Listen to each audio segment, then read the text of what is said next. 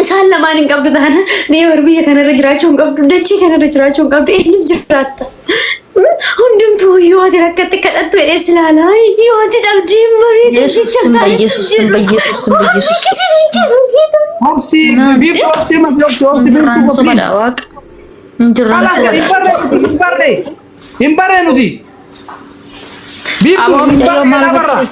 maaf galaafattanii dhugaa waaqayyo ndee mucayyoonni gadan wajjin qoosaa turte be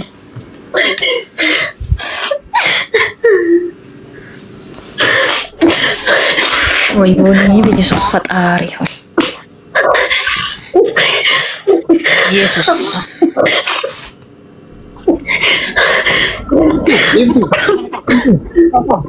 ቢፍቱ ማልታ ወስ ደፊኬ Jamar namni haadha abbaan qabne duusaa itti hin garramamina mikinaatu gisee inni jiru namni tokkuma isaa banuuf hin jiru addisuu dachee kanarra nama haadha hin qabne nama abbaan hin qabne namni rakkina isaa baru hin jiru rabbi tokkicha bichaadha innummaa fudhate bakka Biiftuu seenaa lubbuu galchimee qoye barbaachisee fudhate bakka fudhate namni tokko jorkiin na hidhee seenaa warri sina galche namni tokkichi booyina sababni isaa gisee lubbuudhaan jiru gaddaafi gisee lubbuudhaan jechi jettanii mucayyoo galchi biiftuu sanangootan taanan maal goota gaafa inni nuyi baayigiraawundi ishii godhan amma asitti suura ishii maxxansuu baranii sababni isaa ishii duuteen maatti goota suura ishii maxxansite angaafa jirtu hin taaneef angaafa jirtu waraabessatti taate koominti isin barreessanii turtan jecha isin jechaanii turtan ana una nazzara bakka ishee Sadiqee lakkoofsa bira ishee rafnaa godhee biiftuu seenaa galchisiin jechaa jiraan dhageessu dhugaa rabbi wajjiniin mana kanatti taphattee anoo nan dinaggate ammoo feesbuuka guutuu laalu bayyeesus faxaarii naante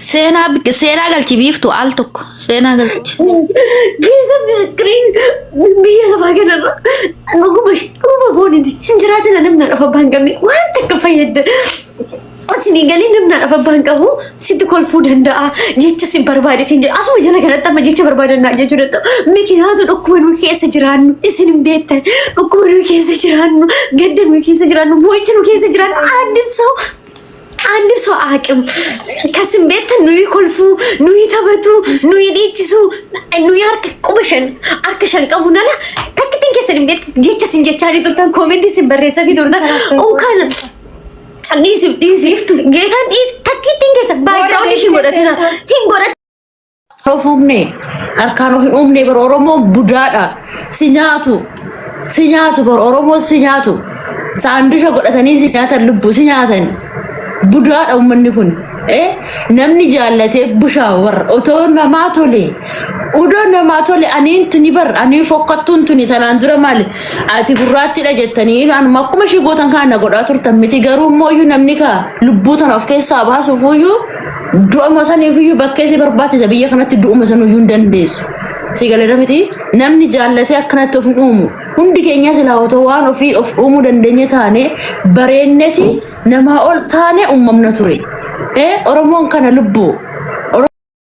lubbuu keessan hin balleessinaa of qusadhaa of mararsiifadhaa namaaf osoo hin ta'in dursa ofii keessaniif jiraadhaa warri immoo kaleessa micayyoo kana viidiyoo irratti hojjetanii arrabsaa turtan koomantiidhaan ishee dararaa turtan hoo dandeessan har'a rirma ta'aatii foon ishee nyaadhaa kunootii agasuma ishee isinii deemteera laal gaafa dubbii tokko dubbattan dhugaa waaqa har'a eessatti ishee argitanii dhiifama ishee gaafattan የት አግኝታችሁ ነው እሷን ይቅርታ ልጠይቁ የምትችሉት? ትላንትና ሲሰድቧት ሲዘልፏት ቪዲዮ ሲሰሩባት የነበራችሁ የት ነው የምታገኙት? ዛሬ ላይ ወይ ምስጥ ሆናችሁ የእሷን ስጋ መብላት አትችሉ እና ዱርስ ኦፍ መረር ሲፈዳ ዮፍ መረር ሲፈተኒ ዱርስ ኦፊ ከሰኒ ጅራተን ዱጋ ዋቀዮ ኦፊን በለሲተን ነመ ግዱት አባቴ ነመን ቀምነ እርግተኒ አነገኒ ገሩ አነ ጊዜ ነምኖ ፈጀሱ ነገረመ እንዴ Ani ombor udu'een haati na dhalte torbee tokko ji'a sadi ji'a jaa'in boochi saneechin dhiisti yooti qaxxilaan maannim kan eegaa mimoot hellam eenyumtu kan nafaana du'um jiru anatu badee haba malee. Kanaafuu of mararsiifadha dhugaa waaqayyo of mararsiifadha of jaaladha yoo of jaalattanii waanuma kamirraayyuu hafuu dandeessan. Gabrielinan micayyoo xiqqishuu umrii waggaa 16 daandeedhaan biyya Arabaarra elektirikii natti sakka'anii jechuudha. Abashaanii elektirikii natti sakka'anii naqaxaqqaxaniira. Maaloo qorumsa kanarraa otoon obbaafadhee gaaf takkitti lubbuu kiyyarratti hammeenya yaadeen beeku. Gaaf sana waanan dhaabbadhee keessa darbee farra kunuunsin fuuldura dhaabbadhee naasaa. Kanaafuu maanninyaawum ayinat fatanaa yaalfaal qorumsi hin darba lubbuu keessanitti murteessina.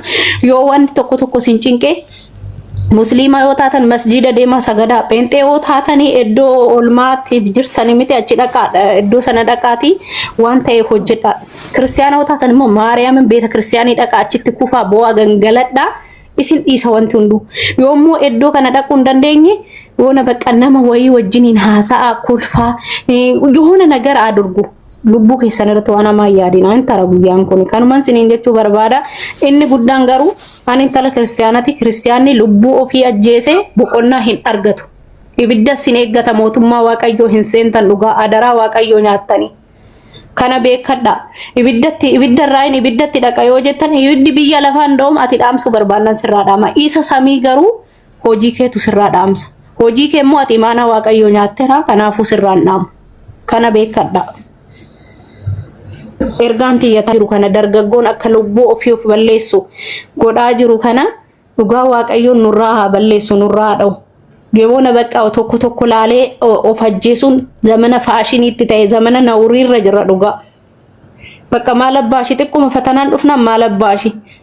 Inde ati kaleessa xaarte waa meeqatti dhamaate humna keetti dhabde sana eenyuudhaa dhiistee deemta? Laman eenyumtu lal eenyumtu si faana ndu.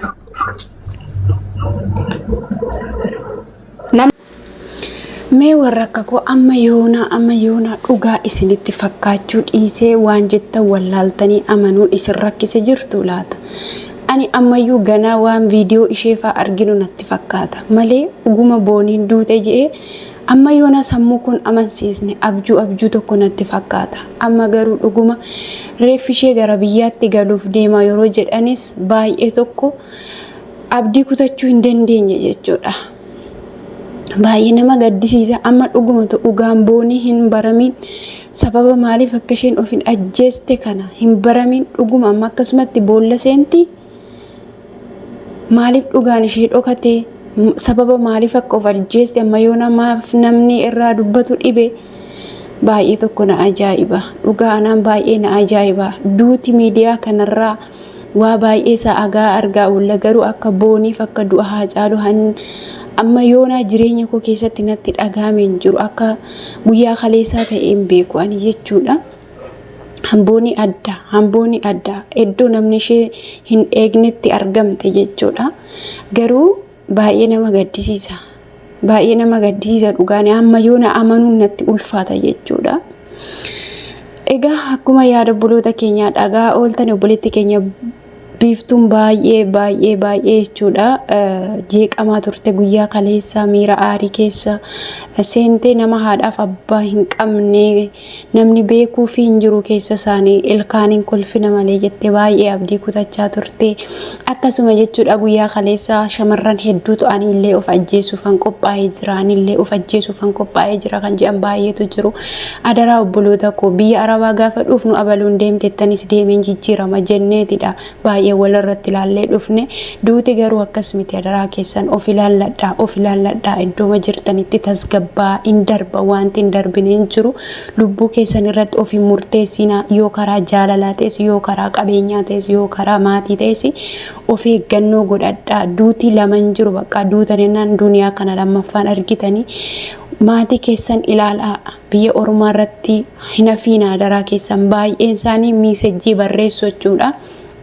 Akkasuma immoo wanti naanna gubee na dhiisuu dide obboloota baga duute jedhanii komentii barreessan. Mee harkuma maaliitu isinii barreesse maali garaan jabin amma kana maali ga'iiroo hamma kana Oromoon garaa walitti jabaata nama duute baga kan jedhu ani jechuudha. Guyyaa kaleessa baay'een argaa oole.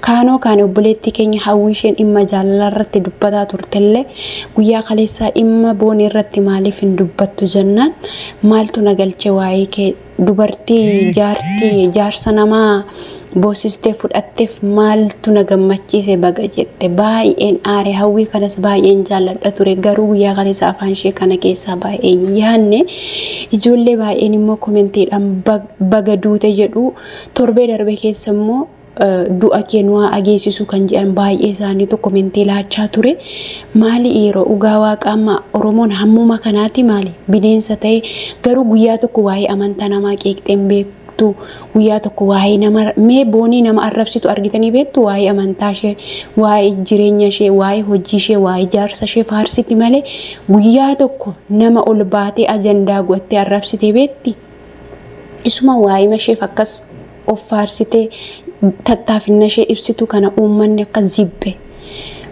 ani badee anuun beeku gaa hagas namni garaa walitti jabaata jedhee yaadeen beeku garuu kan miilanaa kana adduma ta'ee natti mul'ate jechuudha. Maaloo harraba keessan eeggadhaa waan facaase haammata jedha macaafni adara harraba keessan eeggadhaa arrabni lafeen qabu lafee nama cabsa jedha Oromoon of eeggadhaa maaloo miira boonii ilaaltanis abdii keessa jirtan ilaaltanis murtoo du'aa ofitti hin fudhatina jireenya lafarraa abdanis jireenya waaqarraan dhabina. Baay'ee nama gaddisiisaa egaa buleetti keenya waaqayyo lubbuu ishee amaaru waan jedhan nama wallaachisa nama hundaatti gaaffii ta'e obboloota ko otoo furtuun jira ta'e boonii kana namni baay'een waa furee deebisa ture garuu amma yoona rakkoo ishee baramuu dadhabuutu otoo rakkoon isheen baramiin boolla seenuu tanaan gaaffii natti uumaa jira dhugaa waaqayyooti.